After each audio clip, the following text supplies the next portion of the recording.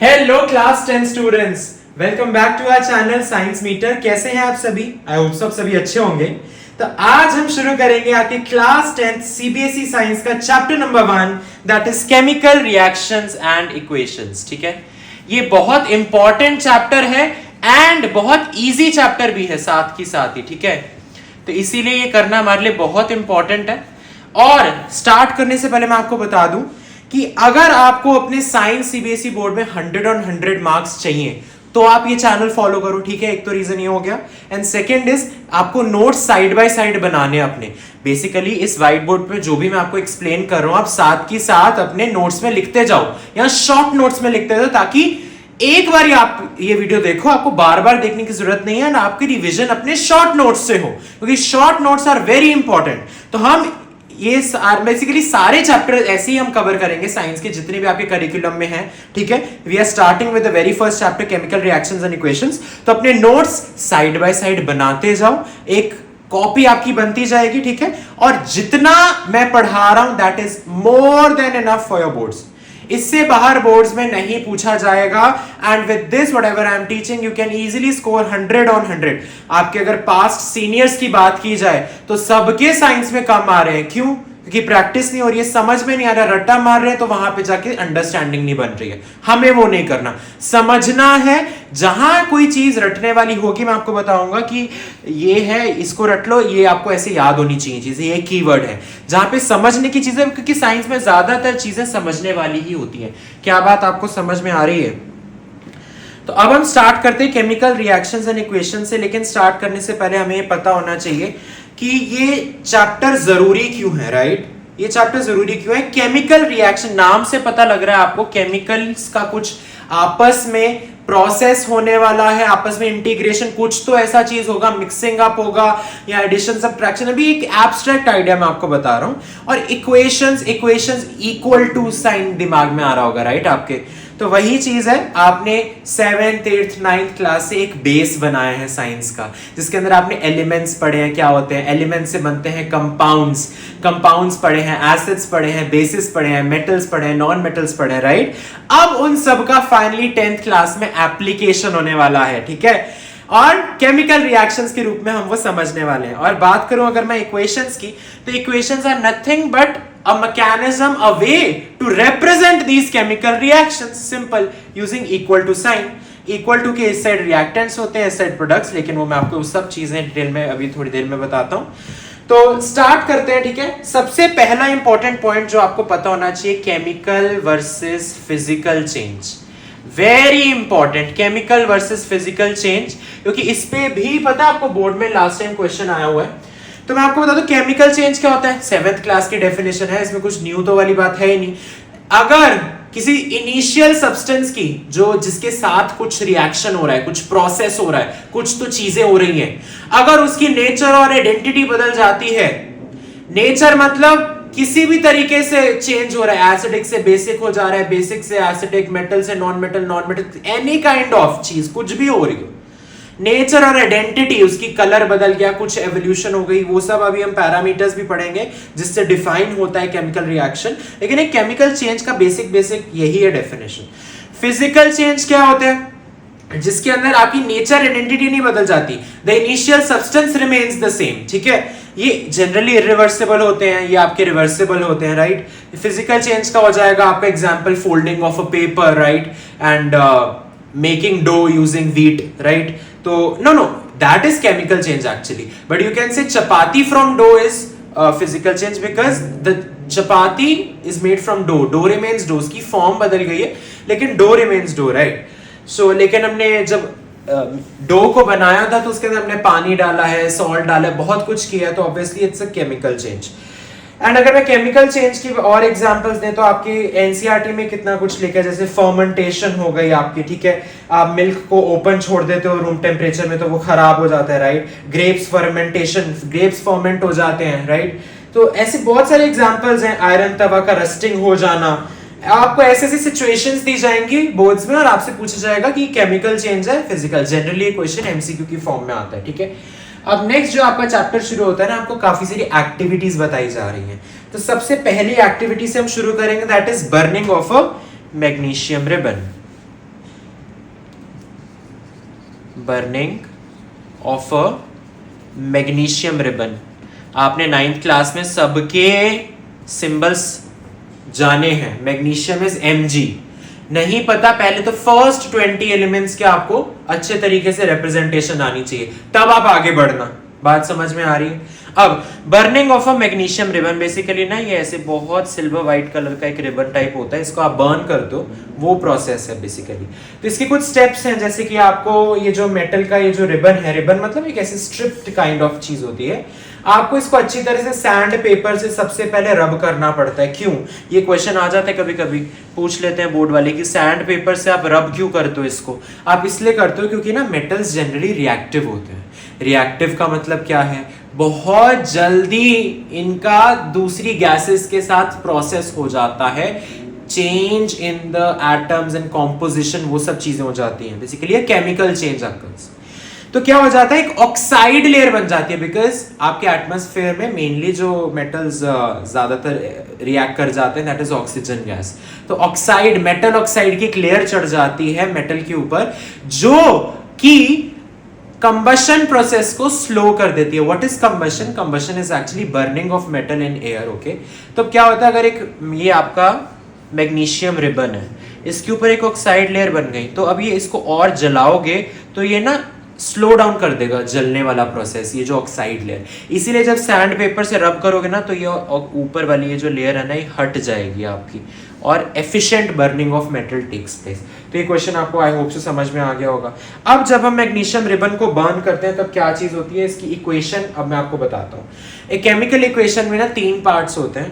पहला होता है आपके रिएक्टेंट्स, ठीक है, फिर होता है आपका ये एरो सिंबल, और फाइनली होता है आपका प्रोडक्ट्स। अगर एक से ज्यादा रिएक्टेंट्स है ना, तो आप उसको प्लस साइन के साथ दिखाते हो। अगर एक से ज्यादा प्रोडक्ट बन रहे हैं, तो आप उसको प्लस साइड से बनाते हो। रिएक्टेंट्स क्या होते हैं? Initial substances. केमिकल रिएक्शन अभी हुआ नहीं है, उन चीजों से केमिकल रिएक्शन होने वाला है, वो इनिशियल सब्सटेंसेस होते हैं हमारे रिएक्टेंट्स। और प्रोडक्ट्स क्या हैं? जो फाइनल आउटपुट आपको मिलता है केमिकल रिएक्शन होने के बाद। और ये एरो का क्या सिग्निफिकेंस है? Arrow shows the transition from the reactants to the products. Arrow के ऊपर नीचे रिएक्शन कंडीशंस लिखी जाती हैं, वो सब मैं आपको बाद में थोड़ा बताऊंगा, लेकिन अभी आइडिया के लिए आपको बता रहा हूं, क्योंकि अभी हम सबसे पहली इक्वेशन पढ़ने जा रहे हैं आपके सिलेबस की, that is burning of a magnesium ribbon. तो जल्दी से ये नोट डाउन कीजिए। बर्निंग ऑफ अ मैग्नीशियम, मैंने आपको हमेशा कहा है बर्निंग प्रोसेस का मतलब होता है एक मेटल ऑक्सीजन के साथ रिएक्ट कर रहा है। तो Mg plus O2 gives MgO, ये आपकी फर्स्ट इक्वेशन है मैग्नीशियम ऑक्सीजन के साथ। ऑक्सीजन को आप O2, यार ये सब 9th क्लास में हमने पढ़ा है, O2 exists as a diatomic molecule, ठीक है। तो आप इसको O2 की तरह ऐसे रिप्रेजेंट करोगे, और दोनों का रिएक्शन होगा तो MgO बनेगा। अब ये मैंने कैसे लिख दिया, ये भी हमने 9th क्लास में पढ़ा था, राइट। कंपाउंड्स कैसे बनते हैं, फॉर्मूला कैसे लिखा जाता है, आप ये मैं आपको करके भी बता देता हूँ। आप मैग्नीशियम लिखो, ऑक्सीजन लिखो, इसकी वैलेंसी 2 होती है, इसकी 2 होती है, आप इसको क्रिस क्रॉस करते हो, राइट। सो Mg2O2 सेम होता है तो कट हो जाता है, तो MgO आ जाता है। तो ऐसे आपको रट्टा नहीं करना, इसके पीछे भी लॉजिक है जो हमने क्लास 9th में पढ़ा हुआ है। बात समझ में आई? तो ये क्या है? ये है बर्निंग ऑफ मैग्नीशियम रिबन, ये बर्निंग प्रोसेस है आपका, ठीक है। अब ये हमारा बर्निंग प्रोसेस तो हो गया। ये क्या बना? मैग्नीशियम ऑक्साइड बना। अभी जो मैग्नीशियम ऑक्साइड है ना, ये व्हाइट कलर का पाउडर होता है। Very important, note down the colour of this, it is white in colour, it is a white powder, ठीक है। ये व्हाइट पाउडर होता है। एंड दूसरी चीज क्या है, ये बेसिक इन नेचर होता है। अब ये देखिए एसिड्स बेसिस वाले चैप्टर में मैं आपको और बताऊंगा, बट वैसे भी यार आपको पता है व्हाट आर बेसिक सब्सटेंसेस, जो रेड लिटमस पेपर को ब्लू में करने, एक सिंपल डेफिनेशन मैं आपको बता रहा हूँ जो अपने 7th क्लास से पढ़ते हुए आ रहे हो, वो बेसिक सब्सटेंसेस होते हैं, right. They basically comprise of OH minus और हाइड्रोक्साइड आयंस का इनके अंदर खेल होता है, बेसिक इन नेचर होते हैं ये, ठीक है। तो खैर वो सब नेक्स्ट चैप्टर में आएगा, अभी मैं आपको ज्यादा कंफ्यूज नहीं करना चाहता। अब एक इंपॉर्टेंट चीज जो एग्जामिनर पूछता है burning of a magnesium ribbon में, कि जब मैग्नीशियम रिबन बर्न हो रहा होता है तब आप क्या ऑब्जर्व करते हो? तो आप क्या चीज ऑब्जर्व करते हो? एक वाइट, ये नोट कर लो, डार्जिलिंग फ्लेम, ये आपकी ऑब्जर्वेशन है। आपको एक वाइट डार्जलिंग मतलब आंखों को एकदम से ना इंटेंस हाई इंटेंसिटी फ्लेम दिखेगी जब आप बर्न कर रहे होते हो, और आपको MgO मिल जाता है। बात समझ में आई? तो ये आपका पहली इक्वेशन है। अब इसका एक और स्टेप है आगे, आई होप सो आपने नोट कर लिया है। इसका दूसरा जो स्टेप है ना, दैट इज जब आप MgO को H2O के अंदर डालते हो, यानी जो मैग्नीशियम ऑक्साइड बना है, मैग्नीशियम ऑक्साइड बनता है ना फर्स्ट इक्वेशन से, magnesium plus oxygen gives magnesium oxide, this is called burning of magnesium ribbon. इसको जब पानी का फॉर्मूला होता है H2O। देखो मैं बहुत बेसिक से आपको पढ़ा रहा हूँ, आई होप सो ये सब फॉर्मूलाज आपको आते हैं, आपने पहली क्लासेस में पढ़े हैं, राइट? 9th क्लास से आप पढ़ते हुए आ रहे हो। तो जब पानी में इसको मिलाओगे तो आपको क्या मिलेगा? आपको मिलेगा magnesium hydroxide MgOH whole twice. This is also basic. इसके अंदर तो साफ साफ OH आपको आयन मिल गया, बेसिक इन नेचर होता है। और इसका दूसरा नाम क्या होता है? Milk of magnesia. आगे जाके हम पढ़ेंगे कि इसको एज एन एंट एसिड भी यूज किया जाता है। चाहे यही ये पॉइंट आप लिख लीजिए, क्योंकि पूछा जाता है जब आप चैप्टर्स को इंटरकनेक्ट करके हाइब्रिड क्वेश्चन CBSE पूछते हैं, तब ऐसी चीजें पूछता है। ये दो इक्वेशन चैप्टर 1 से पूछ लेगा इसको किस वजह से यूज किया जाता है एज एन एंट एसिड, जो आपके चैप्टर नंबर 2 में पाया जाता है। तो ये चीजें हैं जो आपको जाननी बहुत जरूरी है, और इस तरीके से मैं आपको पढ़ा रहा हूँ, ठीक है? चलिए ये हो गया, इसमें इतना ही था। नेक्स्ट जो आपकी एक्टिविटी आती है वो बच्चों आती है reaction of lead nitrate with potassium iodide. Lead nitrate का फॉर्मूला क्या होता है? ध्यान से देखो, PbNO3 whole twice. This is lead nitrate. क्या बात समझ में आई? लेड नाइट्रेट से पोटेशियम आयोडाइड का फॉर्मूला होता है Ki। तो अब हमें क्या मिलेगा प्रोडक्ट में? ये हो गए आपके रिएक्टेंट्स। मैंने आपको पहले कहा है जब एक से ज्यादा रिएक्टेंट्स होंगे आप प्लस साइन का यूज करेंगे। बात समझ में आई? अब आपका प्रोडक्ट क्या बनेगा? आपका प्रोडक्ट बनेगा lead iodide plus potassium nitrate. इसको आप कैसे लिखोगे? PbI2 plus KNO3। क्या बात समझ में आई? Lead iodide potassium nitrate. क्या बात समझ में आई? Potassium nitrate. ये ना इक्वेशन आपकी एक्टिविटी के अंदर नहीं दी, आपको बोला आप खुद पता करो, लेकिन बोर्ड की ये फेवरेट इक्वेशन है, इसको इंपॉर्टेंट मार्क कर लीजिए, वेरी वेरी इंपॉर्टेंट। एंड इससे भी ज्यादा इंपॉर्टेंट है कि ये जो लेड आयोडाइड बन रहा है इसका कलर क्या होता है। इतनी बारी, पता नहीं 1000 मतलब 100 बारी से ज्यादा पूछ लिया होगा बोर्ड ने, येलो कलर होता है इसका, you should remember it, okay? थोड़ी थोड़ी चीजें केमिस्ट्री में तो थोड़ा सा रट्टा है, काफी चीजें समझने वाली भी है। अब जैसे ये है, इसका कंपाउंड का फॉर्मूला लिखना 9th क्लास में सीखा था। लेड की valency nitrate which is a polyatomic ion, इसकी वैलेंसी क्रिस क्रॉस करो तो आपके पास ये फॉर्मूला आ जाता है। फिर ये क्या हो रहा है? एक तरह से ये डबल डिस्प्लेसमेंट रिएक्शन हो रहा है, हम आगे चल के पढ़ेंगे। हाँ, आप अभी भी यहाँ भी नोट कर सकते हो कि this is a double displacement reaction, क्योंकि क्या होता है कभी कभी वो पूछ लेते हैं डबल डिस्प्लेसमेंट रिएक्शंस के आप एग्जांपल्स दीजिए। तो आपने स्टार्टिंग ऑफ द चैप्टर में पढ़ा था ये रिएक्शन, आप वहां पे एग्जांपल एज एन एग्जांपल दे सकते हो। बात समझ में आई? अब हम एक और एक्टिविटी करते हैं इसके बाद। जितना मैं पढ़ा रहा हूं वो सफिशिएंट है, उससे बाहर नहीं आने वाला। जिंक जब H2SO4, जिंक के ना ग्रेन्यूल्स होते हैं, ठीक है? क्या होते हैं? ग्रेन्यूल्स। ये जब आपका H2SO4, कोई मुझे बताएगा H2SO4 का केमिकल नेम क्या होता है? What is chemical name? ये जो मैं लिख रहा हूं ना, this is chemical formula. Chemical name is कि उसको कहते क्या है, नाम क्या है उस कंपाउंड का। This is sulphuric acid. पूरे आपकी जो केमिस्ट्री है ना, इसके अंदर ये एसिड्स बहुत ज्यादा इंपॉर्टेंट है बच्चों। सल्फ्यूरिक एसिड, एक होता है आपका HCl एसिड, ये भी याद कर लो, it is called hydrochloric acid. एक आपका होता है CH3COOH, ये एसिटिक एसिड होता है। ये सब आगे चल के आएंगे, लेकिन मैं आपको थोड़ा सा बता देता हूं ताकि आप नोट कर लो जो मोस्टली इन चैप्टर्स में यूज हो रहे हैं। नाइट्रिक एसिड HNO3, तो ये सारे तो यूज हो ही रहे हैं, तो आप शॉर्ट नोट्स में तो लिख ही लो, ये मोस्टली यूज्ड है, ठीक है? अच्छा, अब रिएक्शन पढ़ते हैं इसका।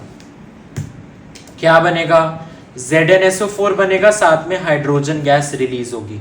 ये एरो क्या है? मैंने ये एरो क्यों लिखा अभी मैंने आपको बताया ही नहीं। ये एरो होता है कि it indicates that this is a gas that is liberated. ये गैस है जो निकली है, एक गैस है, ये फ्यूम है, गैस है, हाइड्रोजन गैस सुनी है ना। और ये क्या है? ये हमारा जिंक सल्फेट है, ये कंपाउंड आपका बन गया है ना। तो ऐसे करके आपको लिखना पड़ेगा। अब जो इसमें ज्यादातर क्वेश्चन आता है कि इसके अंदर क्या होता है जब ये रिएक्शन होता है ना, it is basically a displacement reaction. Number 1. Number 2, it is exothermic reaction also. अब देखो साथ साथ मैं आपको टाइप्स ऑफ रिएक्शंस भी थोड़ा थोड़ा बताते चल रहा हूँ, आगे जाके हम डिटेल में भी डिस्कस करेंगे, लेकिन अभी फिलहाल इसकी जरूरत यहाँ पे, तो यहाँ पे भी आपको बता देता हूँ. एक्सोथर्मिक का मतलब क्या होता है कि heat is evolved to the surroundings, बाहर निकलती है, सराउंडिंग्स को दी जाती है heat by during the reaction, heat is generated. इसका एक्सोथर्मिक. आप ना जब ये रिएक्शन एक टेस्ट ट्यूब के अंदर करते हो ना, तो टेस्ट ट्यूब को हाथ लगा के देखोगे गर्म हो जाएगी वो टेस्ट ट्यूब. बात समझ में आई? और साथ के साथ जब ये रिएक्शन होता है तो जिंक मेटल है ना, जिंक ग्रेन्यूल्स है, उसके आसपास बबल्स दिखेंगे. वो बबल्स किसके होते हैं? वो एक्चुअली H2 की बबल्स होते हैं. गैस जब पानी से निकलती है तो बबल की फॉर्म में निकलती है ना, इतना तो कॉमन सेंस आपको ध्यान रखना है. तो ये H2 के एक्चुअली बबल्स होते हैं. क्या बात समझ में? ये H2 के बबल्स होते हैं आपके. एंड इसका एक बहुत इंपॉर्टेंट क्वेश्चन आता है कि हाउ विल यू टेस्ट कि H2 गैस है. कोई और गैस भी तो निकल सकती थी, ऑक्सीजन गैस निकल सकती थी, CO2 gas, carbon dioxide gas निकल सकती थी, H2 क्यों निकल रही है? अगर मेरे को केमिकली नहीं बताना, देखो केमिकली तो पता ही लग रहा है यार, जिंक सल्फेट के साथ चला गया, बचा H2 तो H2 आ गया. लेकिन अगर मुझे फिजिकल टेस्ट पूछा है, फिजिकल टेस्ट, तो आप क्या करोगे? H2 burns with a pop sound. ये लिख लो, सीबीएसई का favourite question. Hydrogen burns with a pop sound. जब आप matchstick hydrogen gas test tube के पास लेके आओगे ना, टेस्ट ट्यूब के अंदर ही तो इवॉल्व हुई है बबल की फॉर्म में, फिर वो ऊपर उड़ रही है. मैचस्टिक पास लेकर आओ टेस्ट ट्यूब के, एकदम से आपको पॉप की आवाज आएगी, इसीलिए इसको पॉप टेस्ट कहते हैं. ठीक है, ओके. अब जल्दी से आगे बढ़ते हैं नेक्स्ट चीज की ओर. अनबैलेंस्ड केमिकल इक्वेशंस क्या होती है? देखिए अब केमिकल इक्वेशंस आ गई हैं, जो मैं आपको पहले भी बता रहा था और साथ साथ मैं लिखता हुआ भी चला जा रहा हूँ. अब मैं आपको थोड़ा सा प्रॉपर एक बार समराइज कर देता हूँ. केमिकल इक्वेशन क्या होती है बच्चों? आप इक्वल टू का साइन यूज करते हो. लेफ्ट हैंड साइड पे आपके होते हैं रिएक्टेंट्स, राइट हैंड साइड पे प्रोडक्ट्स होते हैं. अगर एक से ज्यादा रिएक्टेंट है आप प्लस साइन का यूज करोगे, एक से ज्यादा प्रोडक्ट है आप प्लस साइन का यूज करोगे. ठीक है, ये होती है आपकी केमिकल इक्वेशन. लेकिन इक्वेशन का मतलब इक्वल टू तो हमारे दिमाग में है, लेकिन एक्चुअली इक्वल टू नहीं होता. क्या होता है? मैंने आपको बताया था एरो होता है. एरो के ऊपर नीचे आपकी आती है रिएक्शन कंडीशंस. रिएक्शन कंडीशंस मतलब ये जो रिएक्शन हो रहा है ये किस टेम्परेचर पे हो रहा है? 300 केल्विन पे हो रहा है, 298 केल्विन पे, 25 डिग्री सेल्सियस पे, कुछ भी हो सकता है. कितने प्रेशर पे हो रहा है? 3 atm प्रेशर पे हो रहा है या 2 पास्कल, व्हाटएवर इट इज. तो आप वो रिएक्शन कंडीशंस यहाँ पे मेंशन करते हो. सनलाइट की प्रेजेंस में हो रहा है, या कुछ आपका शेड चाहिए आपको इस रिएक्शन को करने के लिए, डार्कनेस चाहिए, तो वो सारी एनवायरमेंटल चीजें हैं जो वो एरो के ऊपर नीचे यहाँ पे लिखी जाती हैं. अभी मैं आपको एग्जांपल भी देता हूँ. यहाँ पे आपके रिएक्टेंट्स लिखे जाते हैं, आप ऑब्वियसली केमिकल फॉर्मूलों का यूज करते हो. जैसे ये जिंक को मैं Zn से रिप्रेजेंट करता हूँ, 9th क्लास में सीखा था. H2SO4 ये फॉर्मूला है. तो आप सारे कंपाउंड्स और एलिमेंट्स के फॉर्मूलाज लिखोगे in the form of reactants and products. बात समझ में आई? अब एक अनबैलेंस्ड केमिकल इक्वेशन क्या होती है?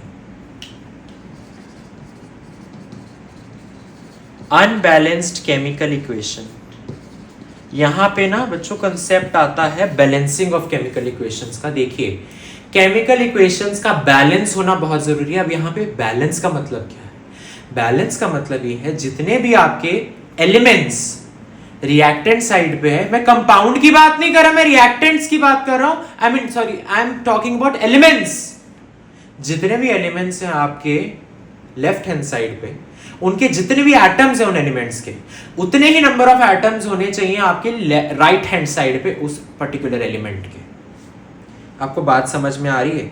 जैसे कि हमने पहली इक्वेशन ये पढ़ी थी, Mg + O2 gives MgO.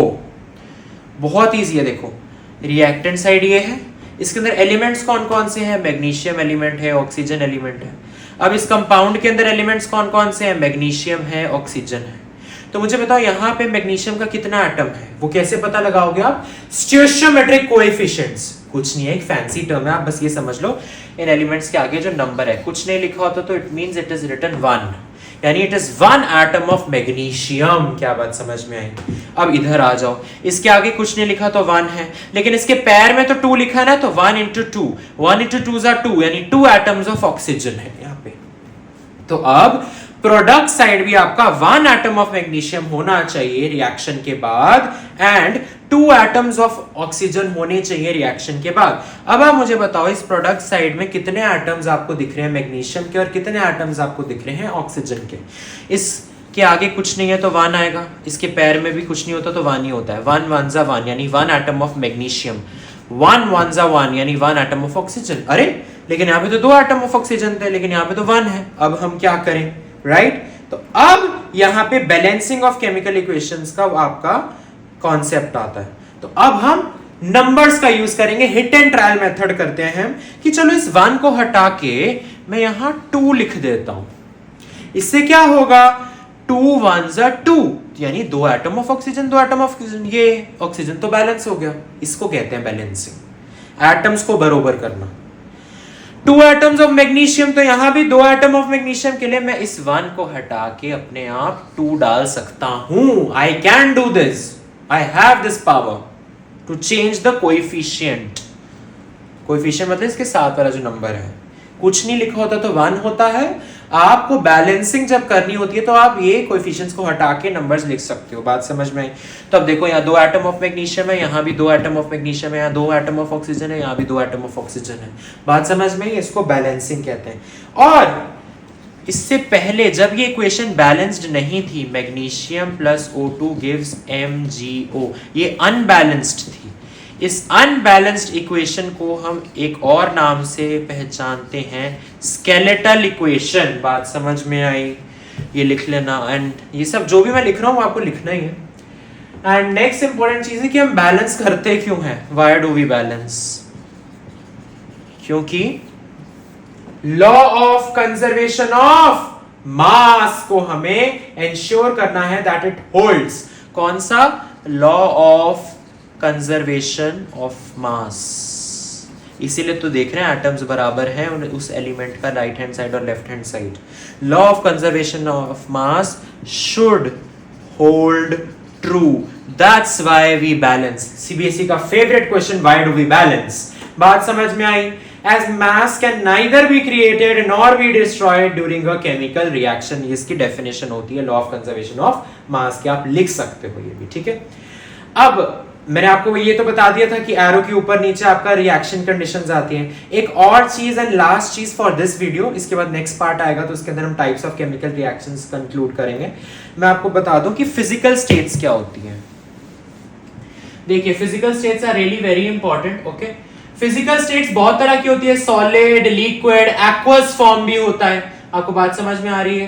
तो ये और गैसियस होता है, ये 4 स्टेट्स तो होती होती है। एक्वस क्या होता है? एक्वस मतलब होता है पानी के अंदर वो चीज है। तो मान लो मैं एक इक्वेशन लेता हूं, Fe plus H2O gives Fe3O4 plus H2। अब आप मुझे जल्दी से इसकी स्टेट्स बता सकते हो क्या? आयरन सॉलिड स्टेट होगा, वेरी गुड। वाटर की क्या स्टेट होगी? लिक्विड स्टेट हो, नहीं इस रिएक्शन में ना एक्चुअली हम लिक्विड फॉर्म में नहीं लेते, हम गैसियस फॉर्म में लेते हैं। ये क्या मतलब हुआ? वाटर को गैस फॉर्म में, मतलब वेरी गुड, स्टीम की फॉर्म में है वाटर, स्टीम, तभी गैसियस हो गई ना उसकी स्टेट। Fe3O4 की क्या होती है स्टेट? सॉलिड होती है, सॉलिड होता है ये, और ये आपकी होती है गैस। तो आप ब्रैकेट में ऐसे G लिख दोगे। तो ऐसे स्टेट्स को हम उसके साथ में लिखते हैं। ये हवा में नहीं है actually, if I write it properly it's like this, ऐसे, ठीक है? इस तरीके से आपको लिखना है। क्या बात समझ में आई? तो अब हमने बहुत कुछ पढ़ा आज की वीडियो में। हमें पता लगा केमिकल रिएक्शंस एक्चुअली होते क्या हैं, कैसे हम डिटरमिन कर सकते हैं कि केमिकल रिएक्शन होता है। अरे ये बहुत इंपॉर्टेंट क्वेश्चन है, ये आप लिख लीजिए, ठीक है? मैंने आपको समझा तो दिया है बट लिख भी लो। बहुत सारे पैरामीटर्स होते हैं जिनसे हमें पता लगता है कि केमिकल रिएक्शन हो गया है कंप्लीट। चेंज इन स्टेट हो जाएगा, ठीक है? चेंज इन कलर हो जाएगा। जैसे कि याद है वो लेड नाइट्रेट वाला जो मैंने आपको करवाया था, उसके अंदर येलो कलर का एक प्रेसिपिटेट बना था, तो कलर में चेंज आ गया ना। एवोल्यूशन ऑफ गैस, जब मैंने आपको H2SO4 और जिंक का दिया था एग्जाम्पल, तो उसके अंदर कौन सी गैस लिबरेट हो रही थी? हाइड्रोजन गैस हो रही थी। चेंज इन टेम्परेचर, इसी H2SO4 प्लस जिंक का में चेंज इन टेम्परेचर भी तो हो रहा था, टेस्ट ट्यूब गर्म हो रही थी, एक्सोथर्मिक रिएक्शन हो रहा था, तो ये केमिकल रिएक्शन ही है वो भी। तो इससे इन फैक्टर्स से हमें पता लगता है कि केमिकल रिएक्शन हो रहा है। क्या बात आप सभी को समझ में आ रही है? तो ये सारी चीजें हैं आपकी, तो आई होप सब आपको समझ में आया होगा कि क्या चीजें यहाँ पे हो रही है। मैंने सारा इंपॉर्टेंट जो चीजें यहाँ तक आपको बता दिया। अब नेक्स्ट वीडियो में पार्ट 2 में इसका हम करेंगे टाइप्स ऑफ केमिकल रिएक्शन। मैं अगेन आपको बता रहा हूं, आप मुझसे एक बारी पढ़ लिया आप जिंदगी भर नहीं भूलोगे। एंड नोट्स आपने बना लिया, आपको वीडियो वापस देखने की जरूरत नहीं है, एनसीईआरटी पढ़ने की जरूरत नहीं है, सब कुछ कवर कराया गया है। इसके बाद मैं इस पे आपके टेस्ट्स वगैरह भी लूंगा, वो मैं आपको कम्युनिटी टैब पे बता दूंगा जब भी कुछ भी होगा। एंड फाइनली हम एक रिलीज करते हैं question papers at the end, जब आपके बोर्ड के आसपास होता है। उसमें से मैक्सिमम क्वेश्चंस आपके एक्चुअल बोर्ड एग्जाम में आते हैं। आप अपने सीनियर से भी पूछ सकते हो जो पढ़ के गए हुए हैं इस चैनल से, तो वो आपको अच्छी तरीके से करने हैं। तो आई होप सो आपको समझ में आया होगा। अगर अच्छा लगा तो please do not forget to like, share and subscribe to this channel. All the very best dear students, मिलते हैं आपको नेक्स्ट वीडियो में। Take care and do make notes.